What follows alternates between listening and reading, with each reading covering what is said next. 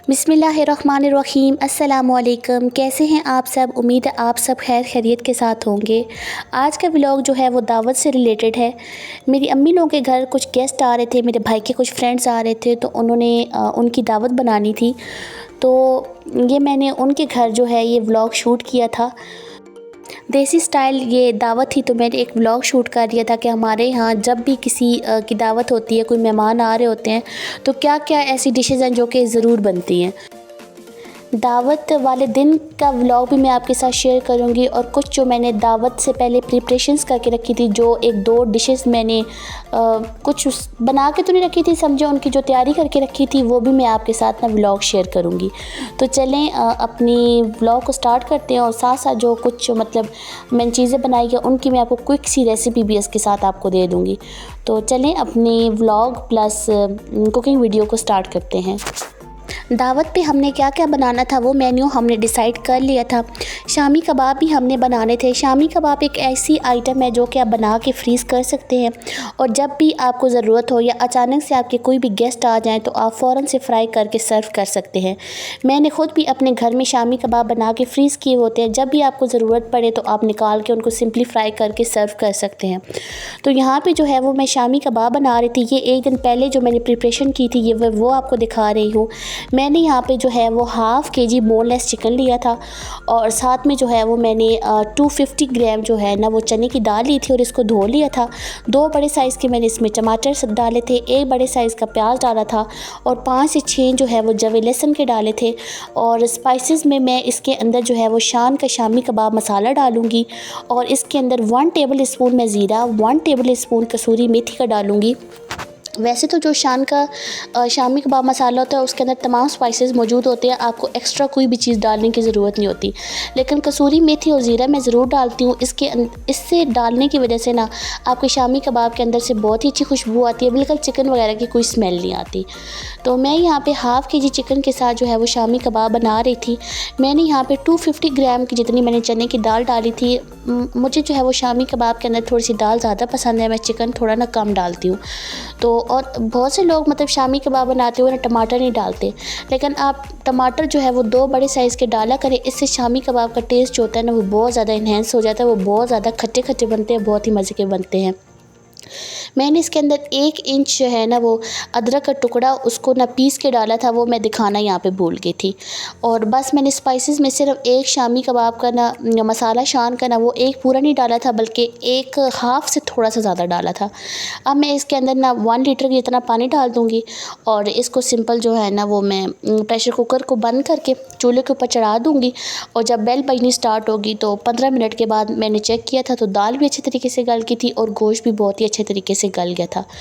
मैंने कहा कि एक दिन पहले अगर शामी कबाब बना के मैं फ्रीज़ कर दूँगी ना तो काम जो है ना वो हाफ़ रह जाता है, क्योंकि इनको बनाना थोड़ा सा लेंथी प्रोसेस होता है, काफ़ी ज़्यादा टाइम लग जाता है। तो यहाँ पे 15 मिनट हो गए थे शामी कबाब को पकते हुए, तो बिल्कुल परफेक्ट तरीके से दाल भी बिल्कुल गल चुकी थी, चिकन भी बिल्कुल गल गया था। थोड़ा सा इसके अंदर पानी था, वो मैं अब फ्लेम जो है ना वो तेज़ करके ना पानी को जो है वो ड्राई कर लूँगी, और फिर इसके बाद जो है जो तमाम मिक्सचर होगा उसको ठंडा कर लूँगी, और फिर चॉपर में से गुजार के शामी कबाब बना लूँगी। हमारे घर में मिर्चें थोड़ी सी कम ही खाई जाती हैं। अगर आप थोड़ा सा स्पाइसी खाना पसंद करते हैं तो आप इसके अंदर सब्ज़ मिर्चें डाल दें। जब आप प्रेशर लगाने से पहले ना आप इसके अंदर 2 से 3 सब्ज़ मिर्चें शामिल कर दें, और नमक जो है वो आप टेस्ट कर लें, अगर आपको कम लगे तो आप थोड़ा सा शामिल कर सकते हैं। तमाम जो पानी है वो अच्छे तरीके से खुश्क हो गया था। अब जो ये दाल और चिकन का मिक्सचर है इसको मैं ठंडा होने के लिए रख दूँगी। जब ये ठंडा हो जाएगा तो फिर मैं इसको जो है वो चॉपर में से गुजार लूँगी। अगर आपके पास चॉपर अवेलेबल नहीं है तो आप किसी भी और तरीके से इस मिक्सचर को जो है वो बारीक पीस लें, लेकिन चॉपर के अंदर अगर आप शामी कबाब को पीसते हैं ना तो ये बहुत ही ज़्यादा स्मूथ बनते हैं। चिकन का जो बिल्कुल रेशा है वो ख़त्म हो जाता है, और दाल भी बिल्कुल नज़र नहीं आती, और उससे जो है ना वो शामी कबाब का बहुत ही अच्छा टेस्ट आता है। ये चॉपर जो है ये मैंने बहुत टाइम पहले लिया था, मेरी शादी से भी पहले का है, लेकिन ये बहुत ही अच्छा चल रहा है। तो वेस्ट पॉइंट का था। इसकी मतलब प्राइस इतनी ज़्यादा नहीं थी, लेकिन ठीक है, इसकी क्वालिटी अच्छी है। यहाँ पे आप देख सकते हैं कि मैंने तमाम मिक्सचर को जो है वो पीस दिया था, ये कितना स्मूथ पिस गया है। ये इस चॉपर की ख़ास बात ये है कि कुछ चॉपर होते हैं वो गर्म वगैरह हो जाते हैं, ये गर्म बिल्कुल भी नहीं होता, और जो इस तरह मिक्सचर है ना वो अच्छे से बारीक पीस जाता है। तो अब मैं यहाँ पे सब्ज़ धनिया मैंने लिया था, हाफ़ पंच लिया था, उसको मैंने बिल्कुल बारीक बारीक काट लिया था, वो अब मैं इस मिक्सचर के अंदर शामिल कर दूंगी।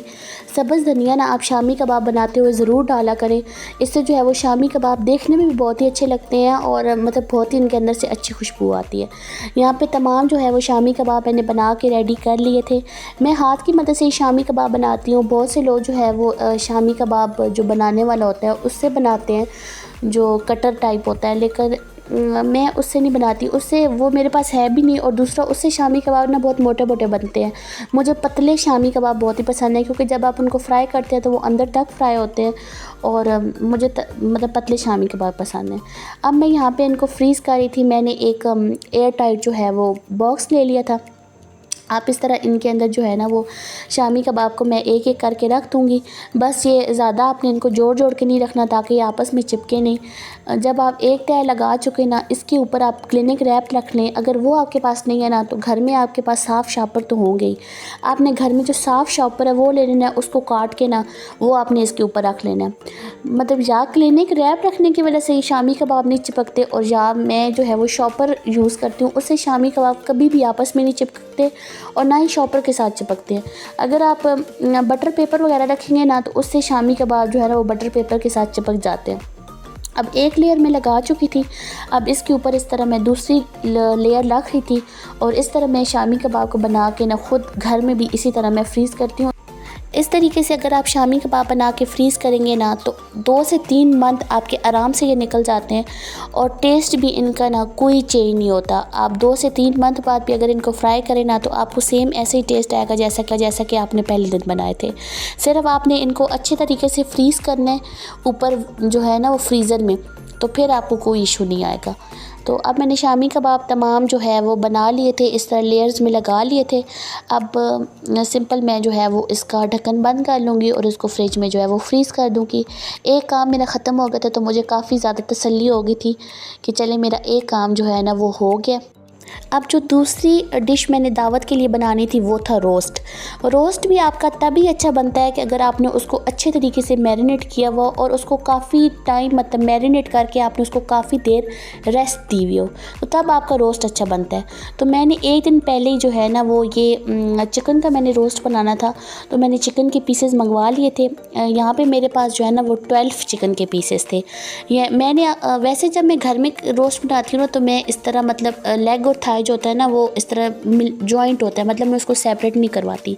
लेकिन मैंने दावत के लिए किया था, तो मैंने कहा किसी से भी एक पूरा खाने नहीं होगा और फिर वो वेस्ट जाता है, और वो ना इससे बेहतर है कि मैं इनको ना मतलब हाफ़ करवा लूँ ना, सेंटर में से कट करवा लूँ।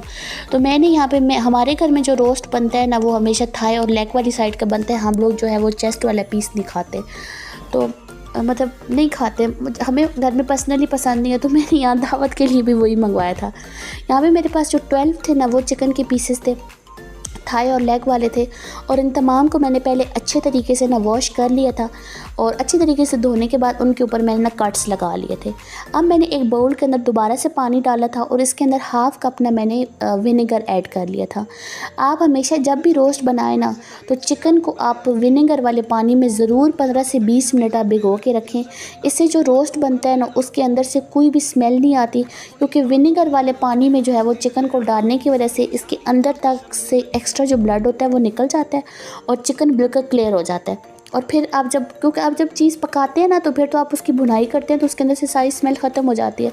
लेकिन जब आप रोस्ट वगैरह बना रहे होते हैं, तो आपने इतना उसको पकाना नहीं होता, तो फिर उसके अंदर से एक स्मेल रह जाती है। तो यहाँ पे जो ये मेरे पास चिकन था ना, ये 2 किलो से भी थोड़ा सा ज़्यादा था, 12 पीसेस थे। तो मैंने 15 से 20 मिनट चिकन को जो है वो सिरके मिले पानी में भिगो के रख दिया था। दूसरी साइड पे जो है वो मैं अब इसकी मैरिनेशन तैयार कर रही थी। तो यहाँ पे मैंने ना आधा किलो से ज़्यादा दही ली थी, तकरीबन 750 ग्राम के करीब जो है ना वो दही थी। अब इसके अंदर जो है वो मैं तिक्का मसाला डाल रही थी। मुझे जो है ना वो शान का ना चिकन तंदूरी मसाला बहुत पसंद है, लेकिन मुझे वो नहीं मिला था, ये दूसरा मसाला था। तो मैंने कहा चलें अब इसी से काम चला लेती हूँ, अब दोबारा मुझे कौन ला के देगा। तो यहाँ पे तिक्का मसाला मैंने इसके अंदर डाला था। साथ में थोड़ी सी मैंने इसके अंदर जो है वो हल्दी डाली थी इसके कलर को इन्हेंस करने के लिए, और थोड़ी सी लाल मिर्चों का मैंने इसके अंदर पाउडर डाल दिया था। बाकी मैंने ज़्यादा जो है ना वो तिक्का मसाला का डाला था। थोड़ा सा मैंने इसके अंदर येलो फूड कलर डाला था, और थोड़ा सा मैंने इसके अंदर ना रेड फूड कलर डाला था, ताकि बहुत ही रोस्ट का ना अच्छा प्यारा सा कलर बने। और मैंने इसके अंदर जो है ना वो थोड़ा सा सिरका दही के अंदर डाल दिया था। वैसे मैं रोस्ट बनाते हुए ना सिरका का यूज़ नहीं करती, मैं नींबू का रस डालती हूँ, लेमन जूस। लेकिन पता नहीं आजकल नींबू कहीं से मिल ही नहीं रहे, नींबू की शॉर्टेज बनी हुई है, तो मैंने कहा अब इसके थोड़ा सा इसको खट्टा खट्टा बनाने के लिए मैंने इसके अंदर सिरका डाल लिया था। वैसे आप जब भी रोस्ट बनाया करें तो उसके अंदर लेमन जूस का यूज़ किया करें, उससे जो है वो रोस्ट बहुत ही एक तो सॉफ्ट बनता है, और दूसरा जो है ना वो बहुत ही मज़े का बनता है। और जो दही भी आप लें कोशिश करें कि वो गाढ़ा होना चाहिए, लेकिन हमारे यहाँ गाढ़ा दही मिलना ना एक बहुत ही मुश्किल काम है, कभी भी मुझे गाढ़ा दही नहीं मिला। तो यहाँ पे 15 से 20 मिनट जो है वो चिकन को मैंने सिरके मिले पानी में भिगो के रख दिया था, और उसके बाद मैंने उसको ना निकाल लिया था, और उसके अंदर कोई भी पानी मौजूद नहीं था। अब मैंने जो ये मैरिनेशन रेडी की थी ना वो मैं इन तमाम पीसेस के ऊपर लगा दूँगी, और इसको अच्छे तरीके से ना कोट कर लूँगी। कोट करने के बाद जो है वो मैं इसको कवर करके ना ओवरनाइट के लिए मैंने इसको जो है वो रख दिया था, क्योंकि जितना ज़्यादा जो है वो चिकन मैरिनेट हुआ हुआ होगा ना उतना ज़्यादा आपका रोस्ट मज़े का बनेगा। हमारे घर में ईद वाले दिन जो है वो मैं एक और तरीके का रोस्ट बनाती हूँ, लेकिन जब रोटी के साथ आपने खाना हो ना तो ये जो चिकन टिक्का वाला रोस्ट टाइप होता है ना ये बहुत शौक़ से खाया जाता है। तो मैंने कहा चले दावत पे भी मैं यही बनाती हूँ। अब मैं तमाम मिक्सचर को जो मैं क्लिनिक रैप लगा ली थी, और इसको मैंने फ्रिज में रख दिया था ओवरनाइट, ताकि ये अच्छे तरीके से मैरिनेट हो जाए। अब यहाँ से जो व्लॉग शुरू हो रहा है ना वो दावत वाले दिन का है। तो सुबह मैं अब काफ़ी ज़्यादा लेट हो चुकी थी, तो मैंने कहा सबसे पहले मैं मीठा रेडी कर लेती हूँ, क्योंकि अगर मीठा बना के रखूँगी तो फिर वो तभी ठंडा होगा। तो मैंने सबसे पहले हमने जो डिसाइड किया था वो था लब्बे शीरी। तो मैं यहाँ पे लब्बे शीरी बना रही थी। यहाँ पे मैंने तकरीबन 3 लीटर दूध लिया था। दूध के अंदर जब बॉयल आ गया था तो मैंने इसके अंदर चीनी शामिल कर दी थी।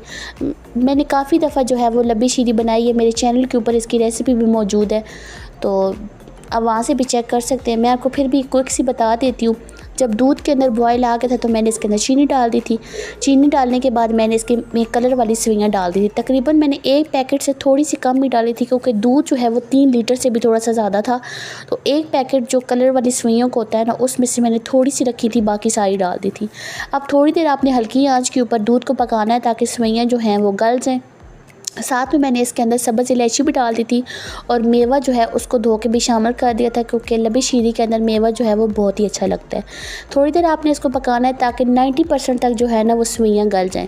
मैं इसके अंदर कम चीनी का यूज़ कर रही हूँ इसको पकाते हुए, क्योंकि मैंने बाद में इसके अंदर जो है ना वो क्रीम ऐड करनी है। क्रीम जो है वो मैं स्वीटेंड क्रीम यूज़ करती हूँ, जो कि केक वगैरह की टॉपिंग के लिए यूज़ होती है। उससे लब्बे शीरी के अंदर बहुत ही अच्छा टेस्ट आता है। तो उसके अंदर जो है वो शुगर ऑलरेडी होती है, तो इसलिए आपने लब्बी शीरी बनाते हुए कम शुगर डालनी है। जब सेवइयाँ 90% तक गल जाएंगी ना तो फिर आपने इसके अंदर जो है ना वो कस्टर्ड डाल देना है। कस्टर्ड पाउडर मैंने इसके अंदर तकरीबन 12 चम्मच भर के शामिल किया था, क्योंकि हाफ़ लीटर अगर दूध हो ना तो उसके 2 चम्मच डालते हैं। तो मैंने कस्टर्ड को जो पाउडर है उसको पानी के अंदर डिज़ोल्व कर लिया था, और फिर मैं आहिस्ता आहिस्ता इसके अंदर डाल रही थी, क्योंकि आपने जो लब्बे शीरी बनाते हुए जो मिक्सचर मतलब जो कस्टर्ड रेडी करना है ना उसको आपने ज़्यादा गाढ़ा नहीं करना, क्योंकि ये ठंडा होने के ऊपर जो सेवइयाँ हैं ना वो सारा दूध एब्जॉर्ब कर लेती हैं, और फिर आपका कस्टर्ड बहुत ज़्यादा गाढ़ा हो जाता है। तो आपने इसकी कंसिस्टेंसी आप चेक कर लें, बहुत ज़्यादा आपने गाढ़ा नहीं रखना और ना ही बहुत ज़्यादा पतला रखना है, बस नॉर्मल सा रखना है।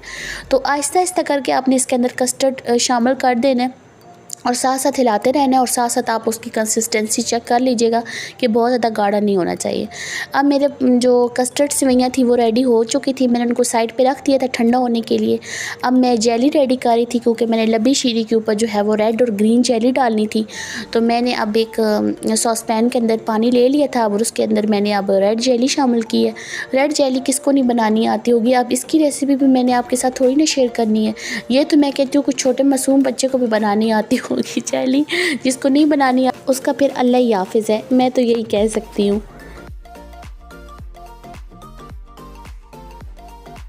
रेड जेली जो है वो बन गई थी। अब इसके बाद मैं ग्रीन जेली बना रही थी। मैंने इसी सॉस पैन के अंदर मैंने पानी डाला और मैंने ग्रीन जेली बनने के लिए रख दी। मैंने कहा वैसे ही बर्तन इतने ज़्यादा जमा हो जाते हैं और जब किसी की दावत हो तो अल्लाह माफ़ी, बर्तन पूरा किचन मैस हो जाता है। तो मैंने कहा चले एक बर्तन की मैं बचत कर लेती हूँ। आपको मेरी बातें सुन के ज़रूर हंसी आ रही होगी, मुझे ख़ुद बहुत हंसी आ रही है। दोनों जेलियाँ मैंने बना ली थी और लब्बे शीरी के लिए जो कस्टर्ड सेवइयाँ थी वो भी बन गई थी। अब मैंने सोचा मैं क्या चीज़ बनाऊँ, तो मैंने सोचा कि मैं रोस्ट बना लेती हूँ, क्योंकि अगर मैं चावल बनाऊँगी ना तो वो भी ठंडे हो जाएंगे और अगर सालन बनाऊँगी तो वो भी ठंडा ही हो जाएगा। तो पहले मैंने सोचा मैं रोस्ट बना लेती हूँ। रोस्ट को मतलब पका के रख लेती हूँ, फ्राई एंड पे कर लूँगी। एंड पे जब फ्राई करूँगी ना तो फिर गरम गरम सर्व कर दूँगी।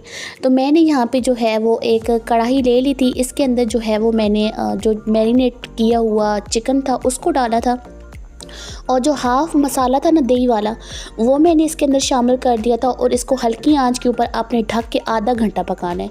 15 मिनट आपने एक साइड पे पकाना है और 15 मिनट के बाद आपने जो पीसेस है चिकन की उनकी साइड चेंज कर देनी है। टोटल आपने आधा घंटा पकाना है। चिकन और दही अपना काफ़ी ज़्यादा पानी छोड़ेगा और आपने इसी के अंदर इसको पकाना है।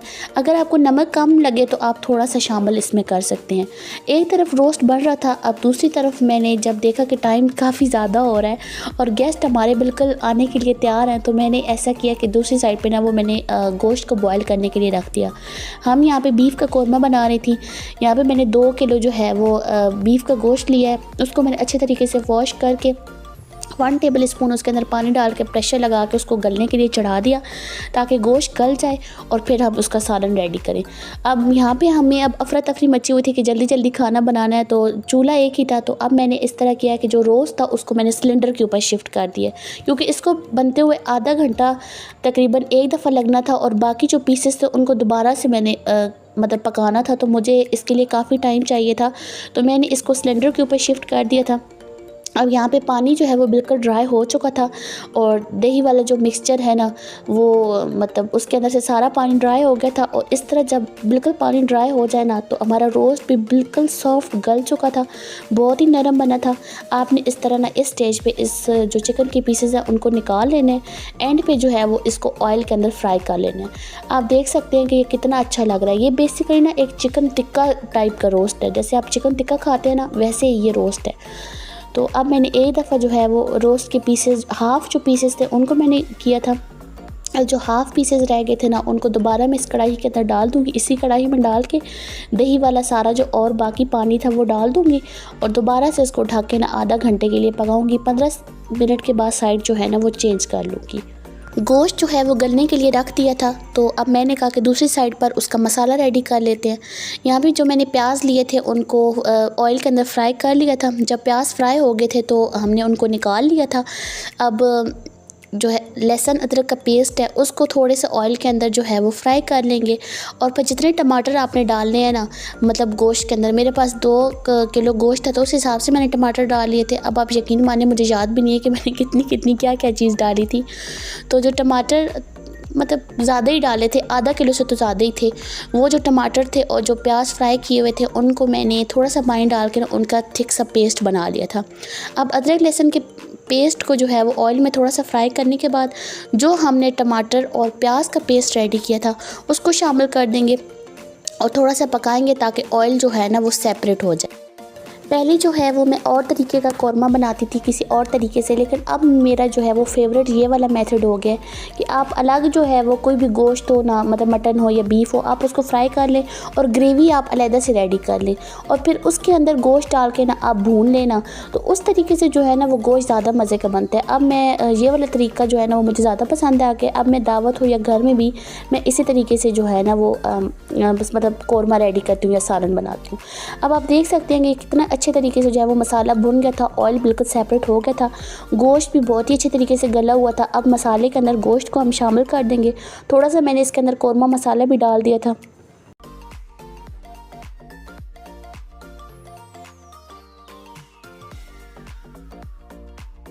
एक तरफ जो है वो सालन बन रहा था और दूसरी तरफ जो है वो चावल बन रहे थे।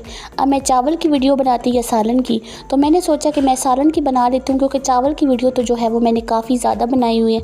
मेरे चैनल के ऊपर चावलों की तो बेइंतहा रेसिपीज़ हैं, तो मैंने कहा चले मैं इस दफ़ा ना सालन की वीडियो बना लेती हूँ। ये एक और जो चीज़ हमने बनाई थी वो थी मैक्रोनी। मैक्रोनी जो हमने मेन्यू रेडी किया था ना, उसके एंड पे हमने लिखी थी कि अगर टाइम हुआ तो हम मैक्रोनी बना लेंगे। सारी चीज़ें मंगवाई हुई थी, लेकिन अगर टाइम ना हुआ तो हम मैक्रोनी को स्किप कर देंगे। काफ़ी लेट हो रहा था तो पहले हमने एक दफ़ा ये सोचा कि हम मैक्रोनी को ना नहीं बनाते, लेकिन फिर मेरे दिमाग में एक आइडिया आया कि रोस्ट को हमने जिस दही वाले मिक्सचर में पकाया था ना, जब आप रोस्ट बना रहे होते हैं ना तो एंड पे ना दही का एक ना गाढ़ा मतलब मिक्सचर बच जाता है। तो वो सेम ऐसे ही होता है जैसा कि हम चिकन को मतलब मैक्रोनी बनाने के लिए भी जैसे हम मसाला रेडी करते हैं ना, वो भी सेम ऐसे ही बच गया था। क्योंकि मैंने घर में भी जब मैं मैक्रोनी बनाती हूँ और मेरे चैनल के ऊपर चिकन टिक्का मैक्रोनी की जो रेसिपी भी है ना, उसमें भी चिकन को दही, टिक्का मसाला, चिली सॉस और ये सारी चीज़ें लगा के मैरिनेट करते हैं और फिर उस मसाले को पकाते हैं और फिर सिंपल उसके अंदर जो है ना वो मैक्रोनी डाल देते हैं और चिकन टिक्का मैक्रोनी बन जाती है। तो जो दही वाला मिक्सचर था वो बहुत ही मज़े का बचा हुआ था, वो सही खट्टा सा था। मैंने मतलब फ़ौरन हमने मैक्रोनी बॉयल की और चिकन को जो है वो उसी मिक्सचर के अंदर मतलब ऑयल में थोड़ा सा लहसुन अदरक डाला और फिर चिकन को डाल के फ्राई किया और फिर वो जो दही वाला बचा हुआ मिक्सचर था वो डाला और ऊपर से हमने ना थोड़ी सी मतलब चिली सॉस और ये सोया सॉस और थोड़े स्पाइसेस डाल दिए और फिर मैक्रोनी हमने डाल के उसमें मिक्स कर दी और यकीन माने बहुत ही मज़े की मैक्रोनी बन गई थी। जैसे चिकन टिक्का मैक्रोनी हम घर में बनाते हैं ना, सेम उसका फ्लेवर ऐसे ही आ रहा था। तो मैक्रोनी बनाने में हमें तब आसानी होगी, वरना मैक्रोनी को हमने स्किप कर दिया था। अब एंड पे जो है वो मैं चिकन को फ्राई कर रही थी। आपने इस तरह ऑयल ले लेना है और उसके अंदर जिस आपने चिकन को पका के रखा हुआ था, सिंपल आपने ऑयल के अंदर चिकन को डालना है और 2 से 3 मिनट आपने फ्राई कर लेना है। ज़्यादा देर आपने इसको फ्राई नहीं करना। अगर आप ज़्यादा देर इसको फ्राई करेंगे ना तो ये फिर सख्त हो जाएगा। ये जो रोस्ट है ना ये बहुत ही सॉफ्ट बनता है। तो एंड पे आप इसको फ्राई कर सकते हैं, ये फिर इस तरह गर्म भी रहता है। तो पहले आपने बनाने में इसको बहुत देर लगती है, फ्राई होने में तो इसको टोटल 2 मिनट लगते हैं। तो इस तरह मैंने एंड पे तमाम चिकन के पीसेस को जो है ना वो ऑयल के अंदर फ्राई कर लिया था और रोस्ट हमारा रेडी हो गया था।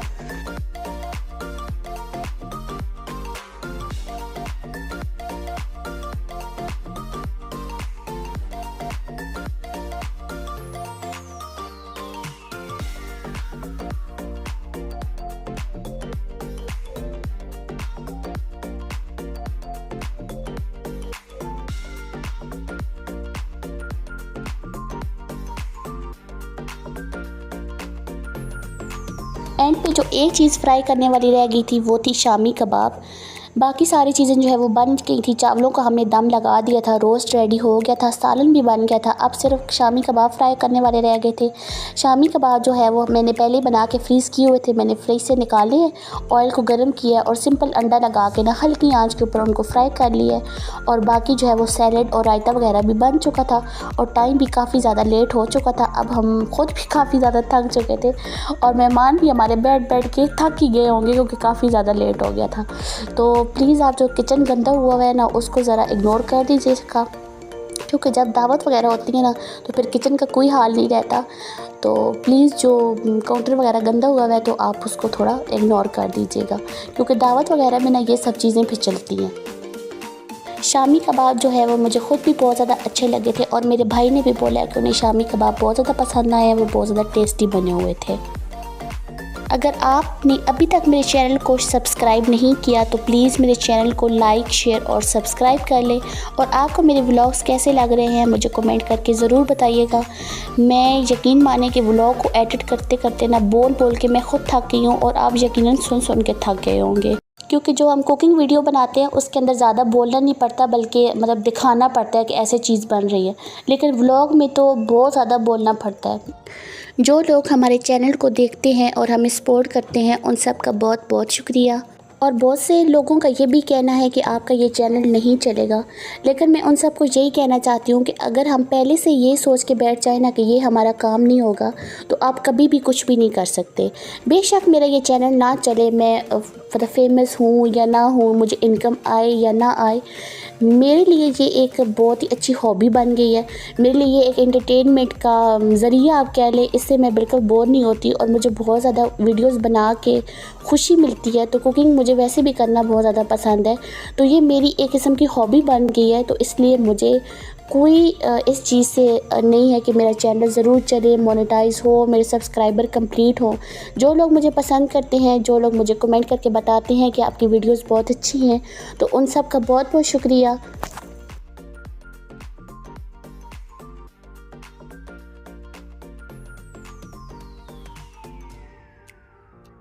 तमाम डिशेस जो हैं वो रेडी हो गई थी। अब टेबल हमने लगा ली थी। हमारे यहाँ ये एक देसी स्टाइल की दावत होती है, तो तमाम जो है वो चीज़ें रेडी हो चुकी थी। पुलाव भी बन गया था, चिकन मैकरोनी भी बन गई थी, रायता सैलेड वगैरह भी बना लिया था। लबी शीरी को जो है वो मैंने जेली के साथ थोड़ा बहुत डेकोरेट कर लिया था, पर अल्लाह जाने ये जेली को दिन ब दिन क्या होता जा रहा है। जब भी इसको मतलब फ्रीज़ होने के लिए रखो ना कि ये सेट हो जाए, तो जब इसको काटने लगो तो ये सेट ही नहीं होती। अल्लाह जाने ये दिन ब दिन ऐसी क्यों होती जा रही है। तो चलें, कुछ स्टार वगैरह मैंने कट कर लिए थे, सालन भी बना लिया था, सैलेड भी बन गया था और शामी कबाब भी फ्राई हो गए थे, रोस्ट भी बन गया था। ये था हमारा आज का मेन्यू दावत का। वैसे तो हमने साथ में नान मंगवाने थे, लेकिन आज जो थी वो असल में दरूद भी था, 12 रबीउल अव्वल भी थी, तो तमाम रेस्टोरेंट वगैरह बंद भी थे, तो इसलिए हमें नान तो नहीं मिल सके, रोटी मिल गई थी। अब हमने कहा चले इसी के साथ काम चला लेते हैं। पता नहीं हमारे मेहमानों को खाना कैसा लगा होगा। मेहमान हमारे थे बहुत ही अच्छे, उनसे मिल के बहुत ही अच्छा लगा था, हमने बहुत ज़्यादा इंजॉय किया था। और आपको मेरा व्लॉग कैसा लगा है मुझे कमेंट करके ज़रूर बताइएगा। सब घर वालों ने बहुत ज़्यादा हेल्प की थी। कैसा लगा है आपको मेरा व्लॉग मुझे कमेंट करके ज़रूर बताइएगा। मैं अब बोल बोल के बिल्कुल थक चुकी थी। फिर मिलूँगी एक नए व्लॉग के साथ, एक नई कुकिंग वीडियो के साथ। तब तक के लिए अल्लाह।